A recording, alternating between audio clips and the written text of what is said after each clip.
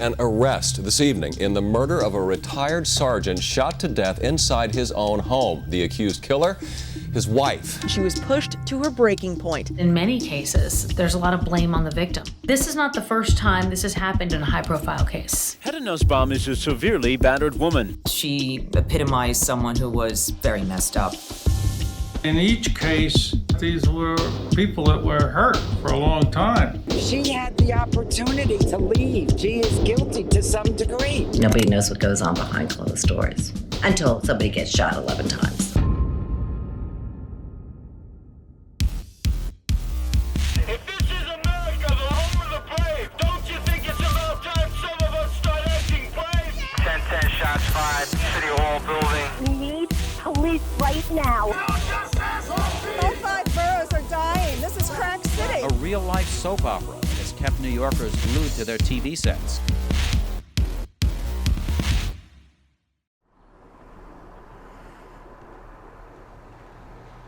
"5 years is what I'll have to do if I have to do it, but I just don't see the fairness in it." Thank you very much. Thank you. I'm sorry that this happened. I'm sorry for what I did.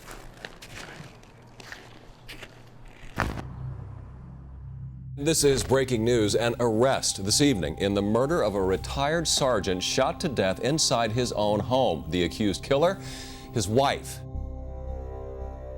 She burst onto the news scene as this little Howard Beach housewife being led out of her White House in handcuffs. After discovering 49-year-old Raymond Sheehan dead from a gunshot wound, police handcuffed his wife, Barbara Sheehan, and hauled her in for hours of questioning. When the story first broke, it was just wild. Nobody could believe it. I mean, they seem to be so happy together. They seem to be so in love. They seem to have a wonderful family. By 9:30, detectives had charged the wife and mother with murder. It's the underbelly, what's going on underneath, that nobody knows until something like this blows it apart. By all indications, this was a murder motivated by an alleged pattern of domestic violence. Historically, domestic violence has thrived in silence, right? It was happening often behind closed doors. I listen to the girls in Rikers, and there's so many similar stories, so many stories that are the same. There are nights that I wake up that I can actually feel him breathing on me still. I would love to have another chance at life. Love to just be able to spend time with people and, you know, someone special, and I'm just hoping that that will work out.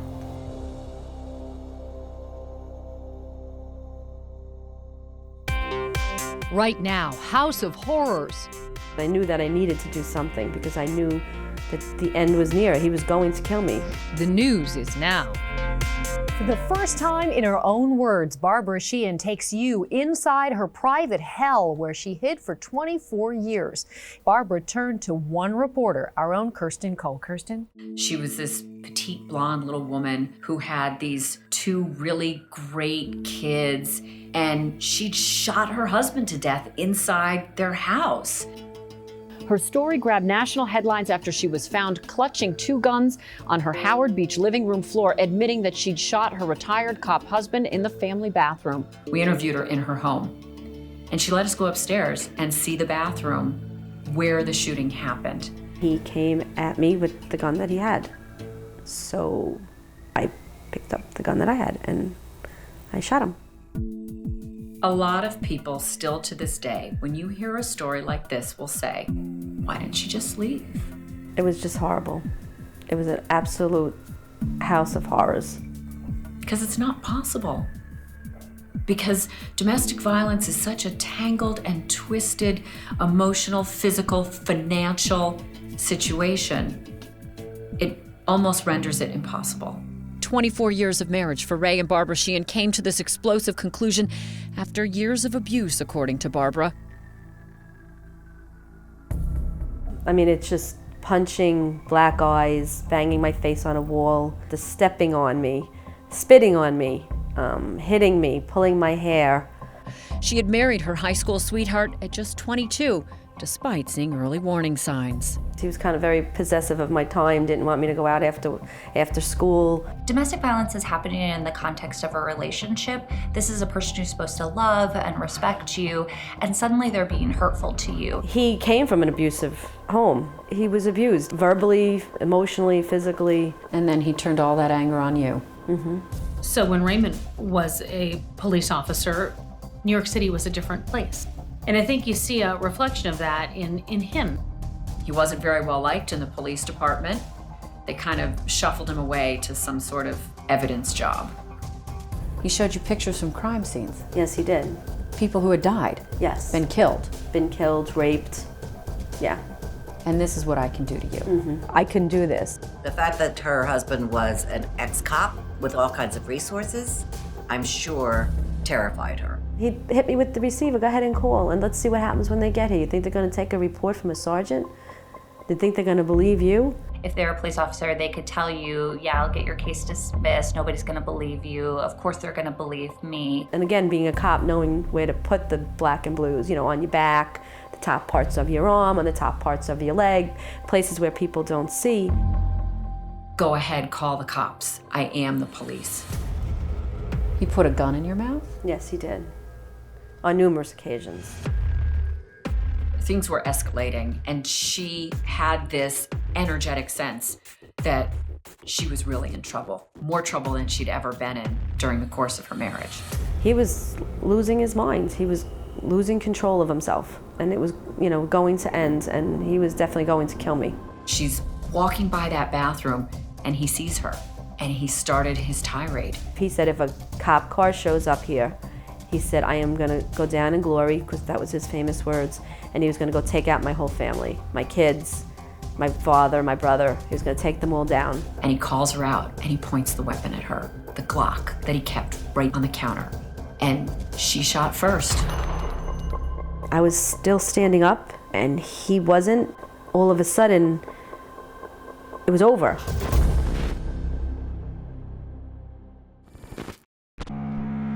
The big one at 5, the fate of Barbara Sheehan. She stood up to the ultimate bully and abusive husband by pumping him with 11 bullets.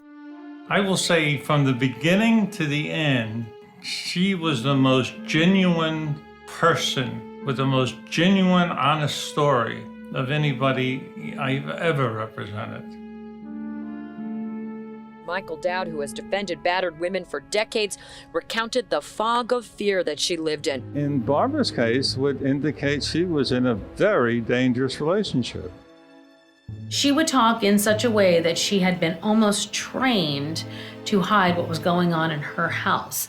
And she says that she knew what she had to do to get from one day to the next and make sure that she stayed alive. The reality is they feel that they are trapped in these abusive relationships. And I think Barbara was trapped. 3 to 4 million women a year are abused, and 500 of them will kill their tormentors to end the violence. You've got to let people understand the hell she went through, and the only effective way to do that is to have her testify. It's so important for people to know the beginning signs, the warning signs of being in an abusive relationship, so the outcome doesn't have to be what unfortunately it was for me and my family. She is the only person that could tell that jury what she had been through for 20 years. Sheehan testified she was pushed to her breaking point. But this is not the first time this has happened here in New York, where a woman takes a stand to talk about the abuse she has endured in a high-profile case. So police in Greenwich Village get a call around November 1st of 1987 and respond to this apartment in a landmark building, and inside discover a house of horrors. There's a child lying on the bathroom floor, a little girl, 6 years old, barely breathing, Lisa Steinberg. We have been informed by officials at St. Vincent Hospital that the child has been declared legally dead. It became front page headlines.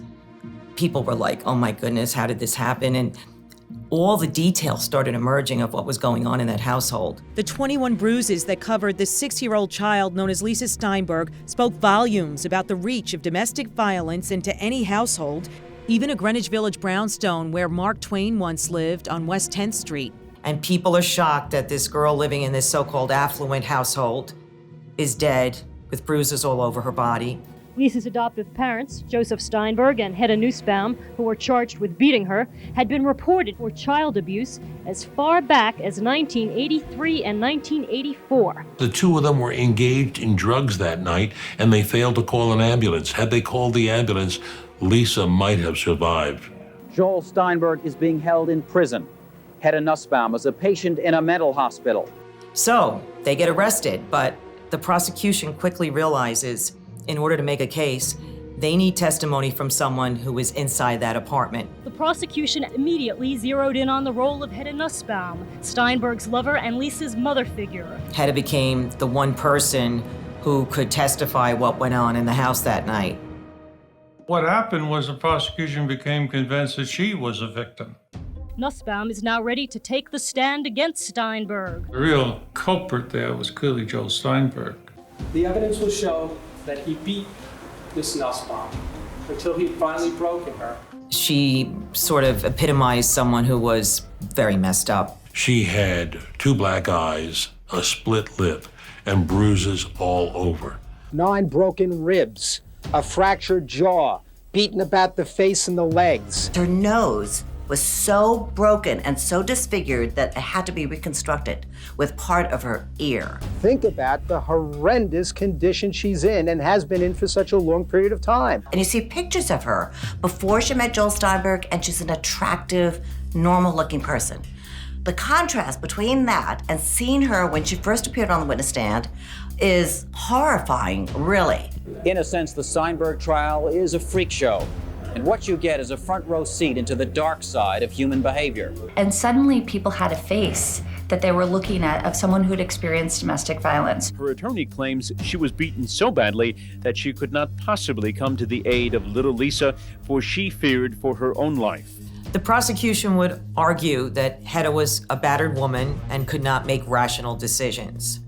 But there were a lot of people bothered by the fact that once Lisa was very badly injured and laying on a cold bathroom floor, that 911 was not called. I think she's disgusting. I have no sympathy for the woman. Yes, there were a lot of people who said, she is to blame too. She was complicit. She didn't do enough. All of the jurors felt that Hedda Nussbaum failed in her role as parent, and many simply did not believe her version of what happened. From the very beginning, it was clear the jury would not convict Joel Steinberg of murder. Joel Steinberg was not convicted of murder. He was convicted of manslaughter in the 1st degree. And I believe that's because it was a compromise verdict, that the jury members had some problem with Hedda Nussbaum not having any criminal liability. Ms. Nussbaum, are you falsifying reality to spare yourself of complicity in the death of Lisa Steinberg? Why didn't she, call the police? Well, we all have heard these stories enough to know. It's not so simple. These were people that were hurt for a long time. And in each case, didn't believe that they would be able to get free of what was happening to them. In many cases, there's a lot of blame on the victim. And that's something that they have to endure through time. She is guilty to some degree. I mean, she had the opportunity to leave. And in Barbara's case anyway, I think for a very long time, she's felt like she's had to defend herself all over again.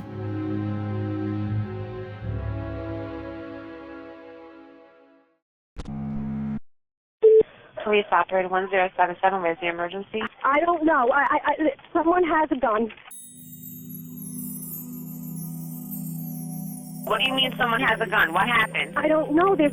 I don't know. It's my sister. It's my sister's house. Her husband, he hit her.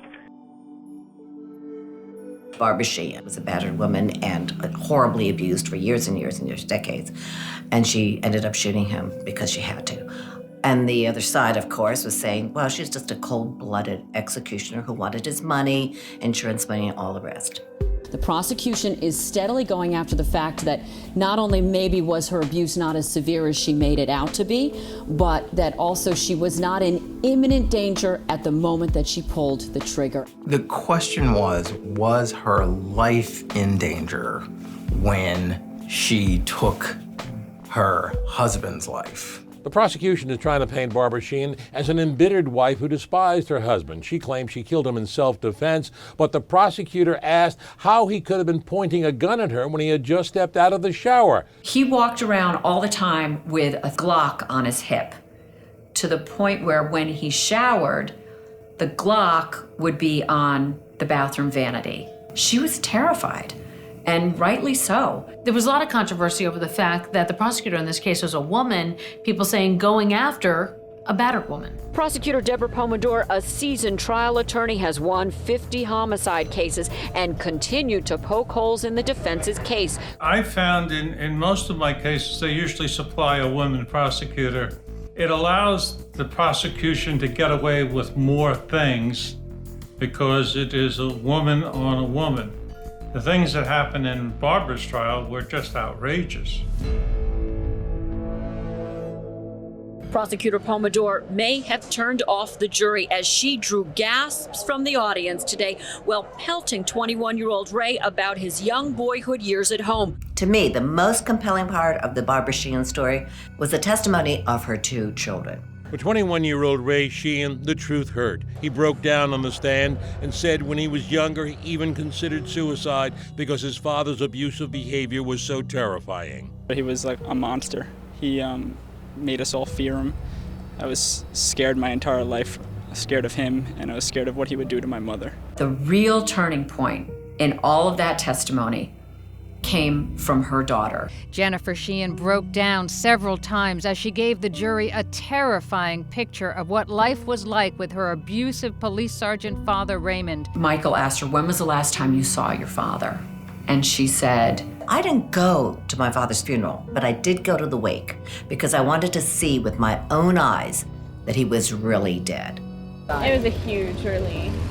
It sounds horrible to say, someone's dead, you're relieved, To have a daughter say something like that, to me that says it all. It just doesn't seem that she was doing this out of malice. It seemed that she was doing this out of self-protection. And if I were on a jury, I would probably agree with that. How shocked will you be if Barbara Sheehan spends one day behind bars? I've learned not to be shocked when bad things happen to battered women.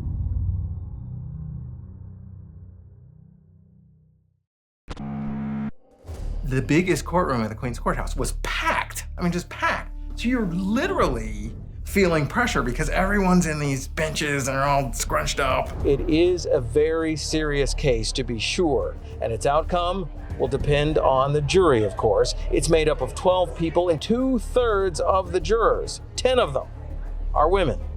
And figuratively, you're feeling this pressure too because you just don't know what's going to happen. There's breaking news in the Barbara Sheehan case. The verdict comes, and they say not guilty at first. Today, the jury returned a verdict after a month-long trial, not guilty. I was stunned in the sense that the first count was murder in second degree. She was acquitted. And we actually saw Barbara Sheehan's reaction. She just jumped up out of her chair. Her attorney had to bring her back down, and say, we're not through this yet. That was the murder charge. There were other charges, and of course, we soon find out that there was a weapons charge that she was found guilty of. We still have one guilty charge that is hanging out there, and it was for criminal possession of a gun. if you say somebody is not guilty of murder, and if you say they're not guilty of using the first weapon, how do you come up with this second weapon possession charge? The verdict itself didn't make any sense. I was found not guilty of the act, but guilty of using what I needed to perform the act. It was his weapon, right? That he kept around the house to threaten her. I'm confused, as most of us are, with the the verdict. I don't understand the second part of it. I managed to track down the jury forewoman, and so I asked her. I was like, what happened here? We know she fired the first weapon. She got 5 bullets into him. And we thought at that point that, he's certainly partially incapacitated, and how much could he really do? So he was not a threat any longer, so we voted guilty. There were holdouts on the jury, and they didn't want to give in. They didn't believe Barbara's tale.